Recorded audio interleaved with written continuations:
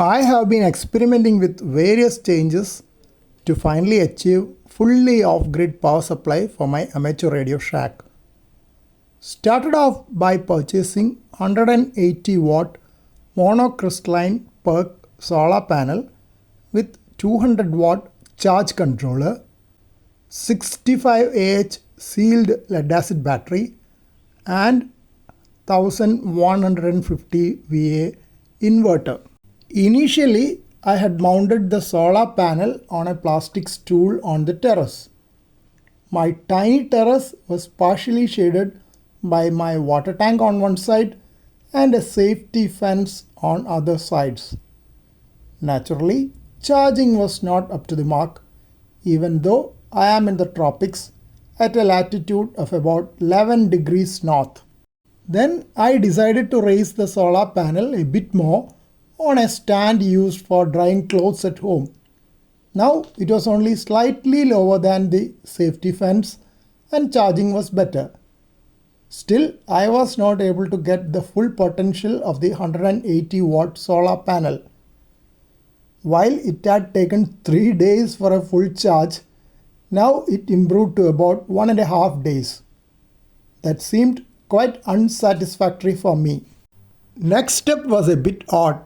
I took nylon ropes and tied it on the solar panel so that I could lower it over the safety fence onto a lower tile roof of the sunshade.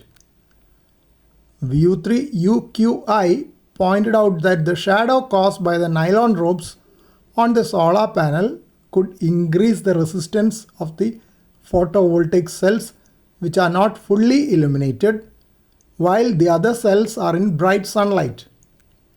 This could cause higher resistance of those cells and eventual burnout of those cells. Being left with no other option at my location, I decided to accept the risk for time being. At a later date, I might try out the alternate option given by VU3UQI of using a frame made of PVC pipes to hold the wires. That can avoid shadows on the photovoltaic cells and risk of cell burnout. Now that charging of the battery is occurring at a much better rate, I first bought a 55 watt pedestal fan to run on the inverter. That came dismantled in a box and I had to assemble it with the help of the person who brought it from the vendor. The pedestal fan keeps the shack cool at daytime. One more smaller pygmy fan with light was also bought online. Advantage of this one is that it is just 8 watts and portable. It can be charged from the USB port on the side of the solar charge controller. So it can run without switching on the inverter. Running of the inverter has potential wastage of some energy during conversion from 12 volt to 220 volts. This fan runs on a rechargeable lithium-ion battery which is rated for 2400 mAh at 3.7 volts. As per the specification, the fan can run at full speed for 2 hours or for 4 hours at slow speed. LED indicator shows different colors for different speeds of the fan. There is a different LED for charging indicator on the reverse side which will be blinking red on low battery state and red while charging. Green color indicates fully charged status.